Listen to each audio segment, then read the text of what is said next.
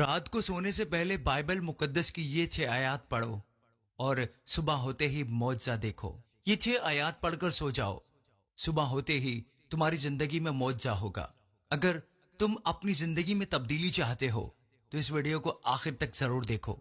ये आयत तुम्हारी रातों की बेचैनी को खत्म कर देंगी और तुम्हारी जिंदगी में खुदा की तरफ से सुकून और इत्मीनान को भर देंगी। खुदावंद यीशु मसीह के पाक मोतबर मीठे और प्यारे नाम में आप तमाम बहनों और भाइयों की सलामती हो। मैं उम्मीद करता हूं कि आप सब ठीक होंगे और कलाम खुदा में बढ़ रहे होंगे।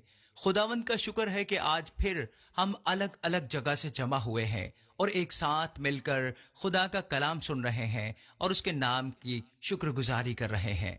दोस्तों, मेरी दुआ है कि आज का कलाम हम सब की जिंदगियों में 100 गुना फल लाए। खुदावंद हमारे दिलो दिमाग को खोल दे ताकि ये कलाम हमारे दिलों में घर कर सके और इस कलाम के वसीला से खुदावंद हमारी जिंदगियों में आने वाली सारी परेशानियों को, मुश्किलों को, मुसीबतों को आसान कर दे, हर किस्म की बीमारी को नीस्तो नाबूद कर दे और हमारी जिंदगियों में लड़ाई झगड़े को खत्म करके सुकून और इत्मीनान को भर दे। इस कलाम के वसीला से खुदावंद हमारे बच्चों को बरकत दे। इस कलाम के वसीला से खुदावंद हमारे वालिदैन को सेहत और तंदुरुस्ती अता फरमाए। ये सब कुछ मांगता और पा लेता हूं खुदावंद यीशु मसीह के नाम से, आमीन।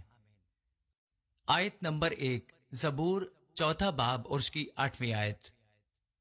मैं सलामती से लेट जाऊंगा और सो रहूंगा क्योंकि ए खुदावंद फकत तू ही मुझे मुत्तमईन रखता है।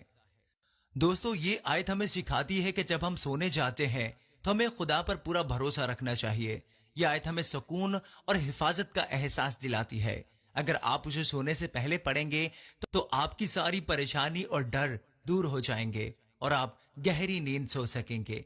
सुबह जब आपकी आंख खुलेगी तो आपको एक नई ताकत और नई सोच का एहसास होगा। तो मेरे दोस्तों, भरोसा रखिए, सारी मुश्किलें, सारी मुसीबतें, सारे दुख खत्म होने वाले हैं यस्सु के नाम में, आमीन। दूसरी आयत, फिलिप्पियों 4 बाब उसकी 6 और 7वीं आयत।